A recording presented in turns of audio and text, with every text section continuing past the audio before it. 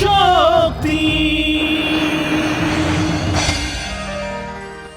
যা দেবী সর্বভূতেষু শক্তিরূপেণ সংস্থিতা, নমস্তস্যৈ নমস্তস্যৈ নমস্তস্যৈ নমো নমঃ।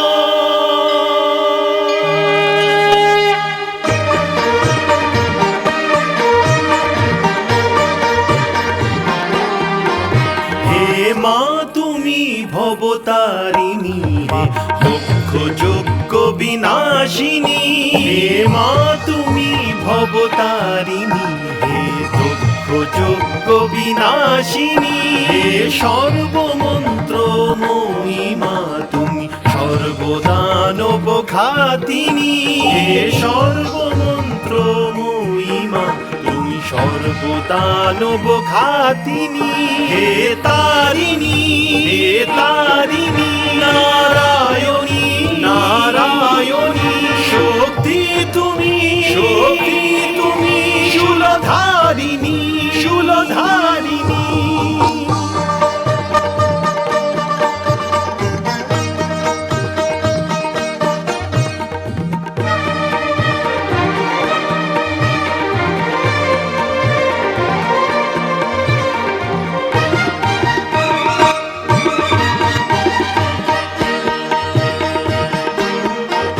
গগন তোমারি রচনা, তুমি পাতালেরই রচিতা।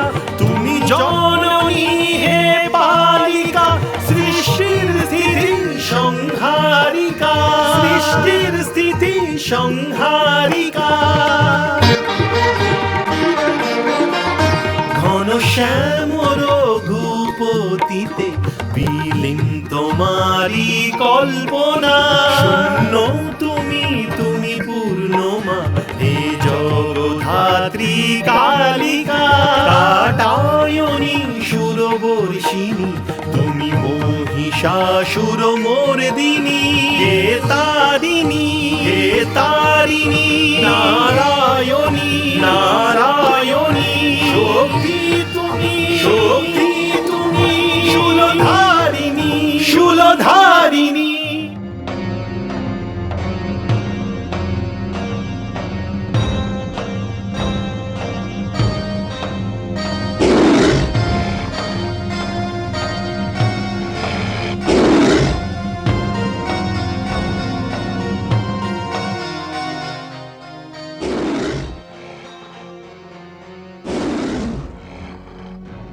শান্ত হও মৃগরাজ, শান্ত হও।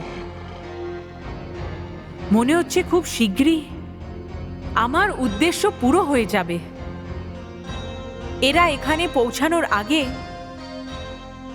আপনি কিছুক্ষণের জন্য অন্তর্ধান হয়ে যান। চলো।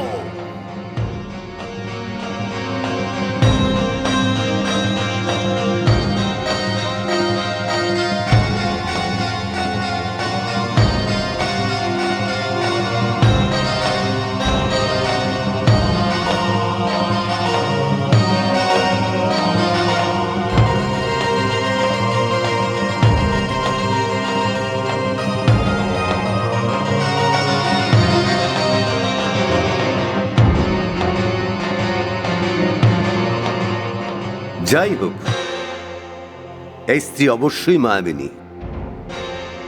বনরাজের এই ভয়ঙ্কর গর্জনা আমিও শুনেছি, কিন্তু বনরাজকে তো দেখাই যাচ্ছে না। ওয়াসকাল তো এমনিতেই ঘাবড়ে গেছিল, কিন্তু ওই স্ত্রী রূপের যে প্রশংসা করেছিল তা তো কম ছিল। এখানে তো রূপের এক সাগর রয়েছে, সাগর। হে দেবী, প্রণাম।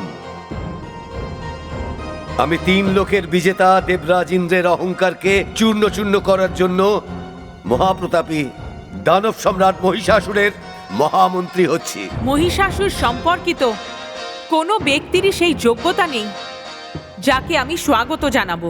হে সুন্দরী, মনকে মুগ্ধ করে চোখকে হরণ করে দেওয়া এই রূপের বর্ণনা শুনে আমার প্রভু মহিষাসুর তোমার সাক্ষাৎ পেতে চান।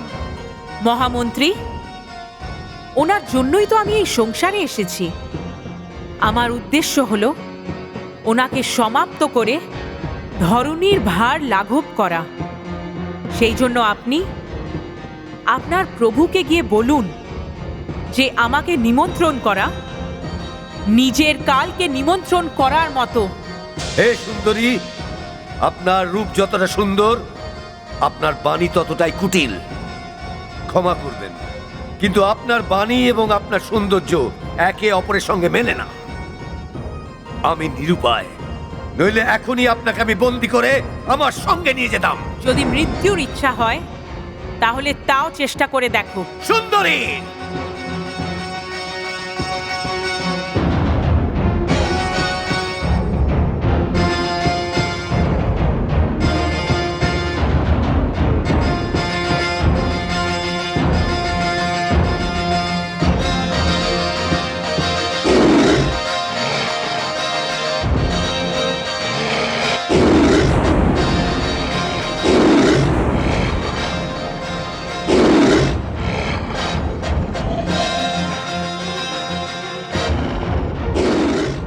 মহামন্ত্রী, যান গিয়ে মহিষাসুরকে বলবেন যে ওর এই শরীর এখন থেকে আমার বাণের লক্ষ্য। তার আগেই তিনি যদি পাতালে চলে যেতে পারে ওনার তাতে মঙ্গল। আর যদি ওনার যুদ্ধ করার ইচ্ছা হয় তাহলে নিজের পুরো সেনার সাথে এখানে চলে আসেন। আমার শাস্ত্র আর আমার মৃগরাজ দুজনেই দানবের রক্তের জন্য পিপাসিত। এই দুষ্ট স্ত্রী, অপেক্ষা কর।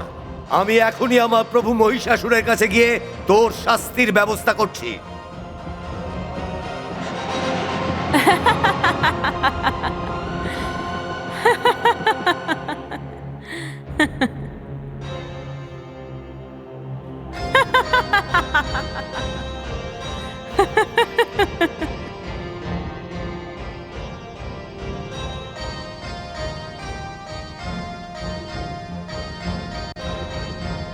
দানবেশ্বরের জয় হোক।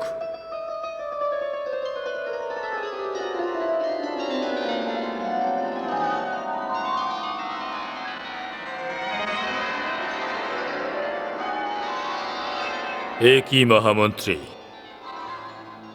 আপনি সুন্দরীকে আপনার সঙ্গে আনেননি? উনি কি ওখান থেকে চলে গেছেন? না মহারাজ, উনি তো ওখানেই আছেন, কিন্তু কিন্তু কি? আমাদের দানবদের শব্দকোষে এই শব্দটা তো নেই। হ্যাঁ মহারাজ, সত্যি বলতে কি ওই স্ত্রী কেবলমাত্র দেখতেই সুন্দর, কথাবার্তায় খুব তিক্ত। মহারাজ, আমি গিয়ে অনেক কিছু প্রশ্ন করলাম, কিন্তু উনি আমার প্রশ্নের উত্তর দেওয়ার আগেই আমাকেই প্রশ্ন করতে শুরু করলেন। মহারাজ, আমি ওনার প্রশ্নের উত্তর দেওয়ার আগেই ভাবলাম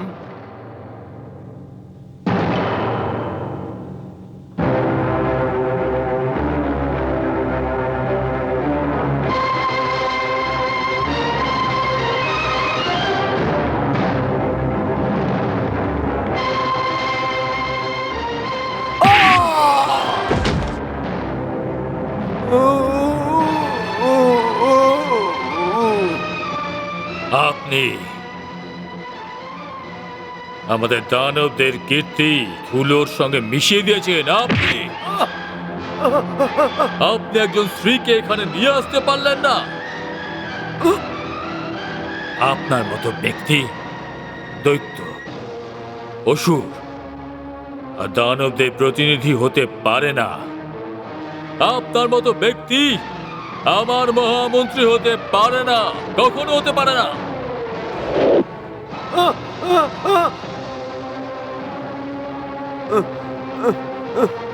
মহাবলী, মহাবলী ক্ষমা, ক্ষমা মহাবলী, মহাবলী ক্ষমা, ক্ষমা, ক্ষমা মহাবলী, মহাবলী ক্ষমা।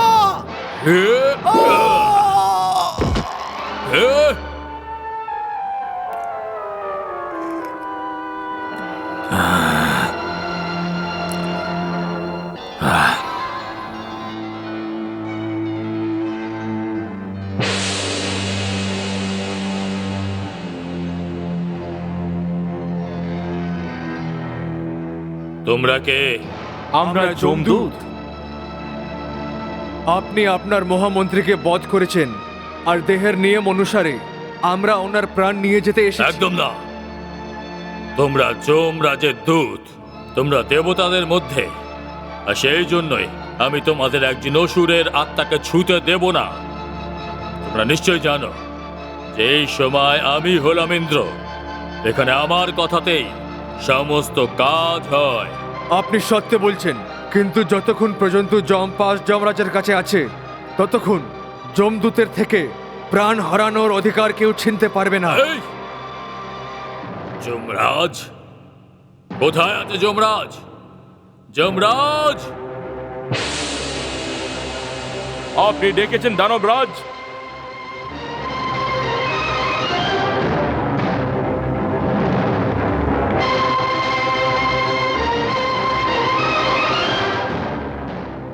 যমরাজ, তোমাদের সমস্ত দেবতাদের শক্তি আর অধিকার আমি ছিনিয়ে নিয়েছিলাম, তাহলে তোমার এত বেশি সাহস কি করে হলো? আপনি সত্য কথা বলেছেন, দেবেন্দ্র সিংহাসনে আপনি বিরাজ করছেন, কিন্তু যমপাশ এখন আমার হাতে আছে। আমার মনে হলো যে এই অধিকার এখন আমার কাছে আছে। তাহলে আজ থেকে আমি এই যমপাশ তোমার থেকে ছিনে নিলাম। এই অধিকারও আজ থেকে আমার হলো।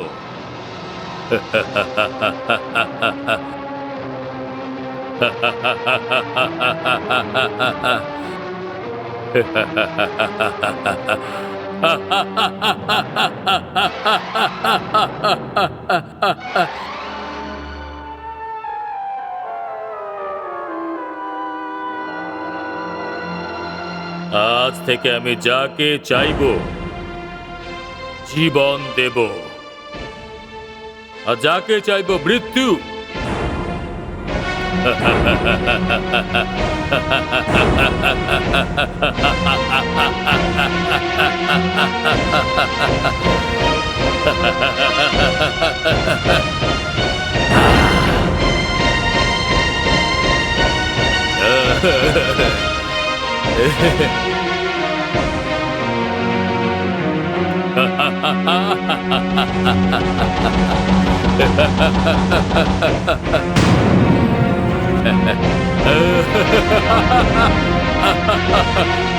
চমৎকার!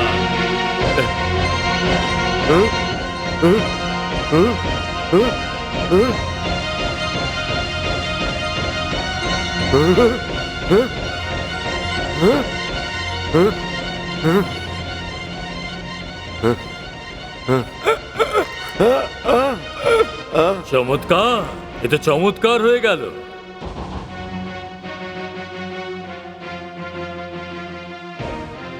এখন জীবন আর মৃত্যুর অধিকার আমার হাতের মুঠোর মধ্যে বন্দী। যমরাজ, তুমি যাও, যাও। মহামন্ত্রী, যমরাজের কাছ থেকে যমপাশ কেড়ে নিয়ে আমি ভীষণ প্রসন্ন, সেই জন্য আমি তোমাকে ক্ষমা করে দিলাম।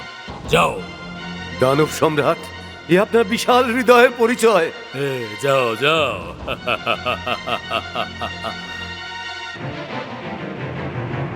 উগ্রাস্য,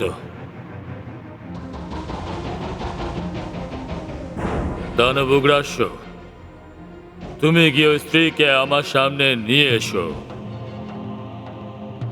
আর যদিও আসতে না চায় তাহলে ওকে বলপূর্বক ধরে নিয়ে এসো। যাও। যথা আজ্ঞা দানবেন্দ্র, আমি কিছুক্ষণের মধ্যেই ওই স্ত্রীকে আপনার সামনে নিয়ে আসবো।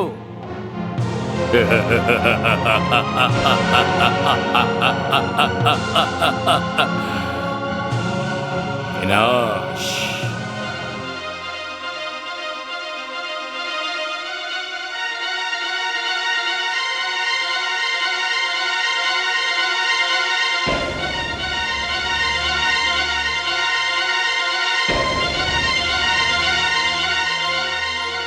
হে ভগবতী পরমেশ্বরী,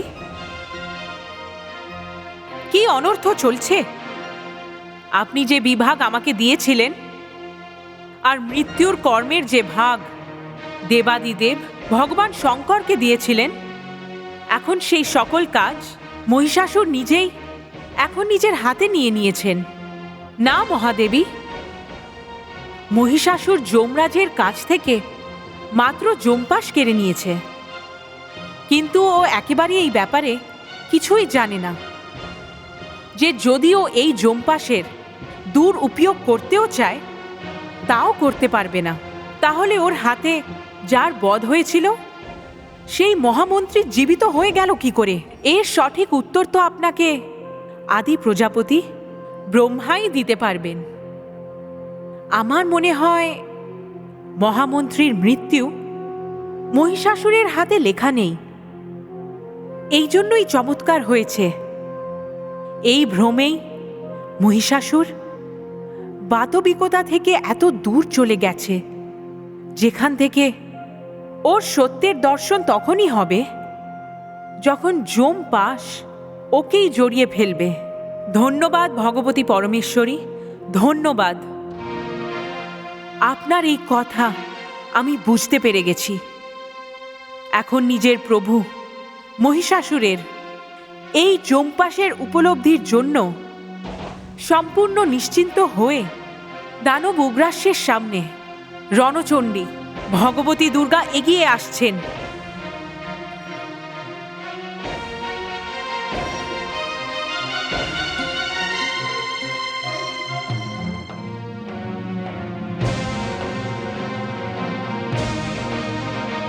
এই যে স্ত্রী, আমার প্রভুর আদেশ আছে, ওঠ আর এখনই আমার সাথে চল, তোকে ওনার সামনে নিয়ে যাব আমি।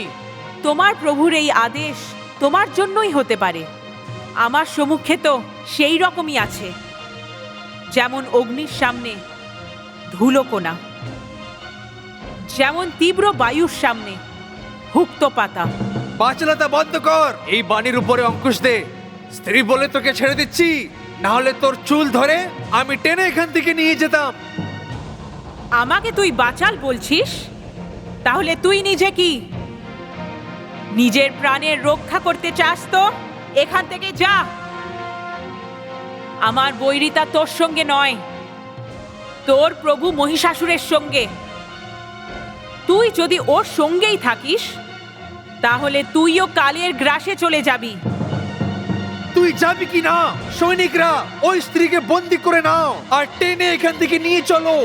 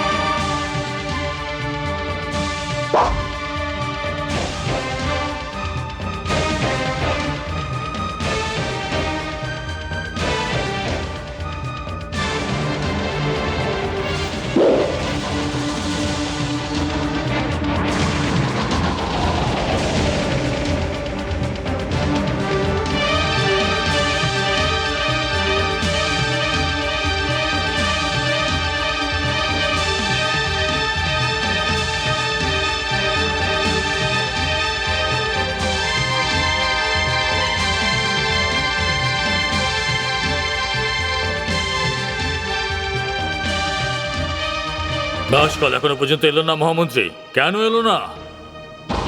হ্যাঁ?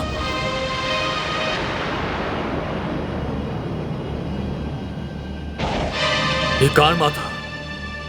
কে?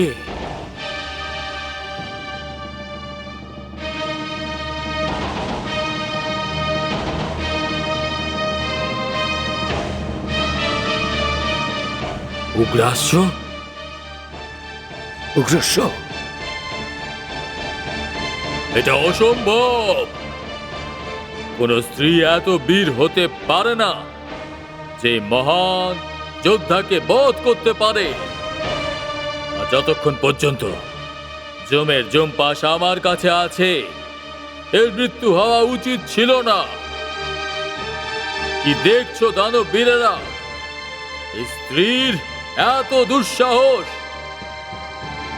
এটা যুদ্ধের ইতিহাসে এই প্রথমবার হলো যে কোন স্ত্রী কারোর মাথা কেটে শত্রুকে যুদ্ধে আহ্বান করেছে, নিজের শত্রুকে।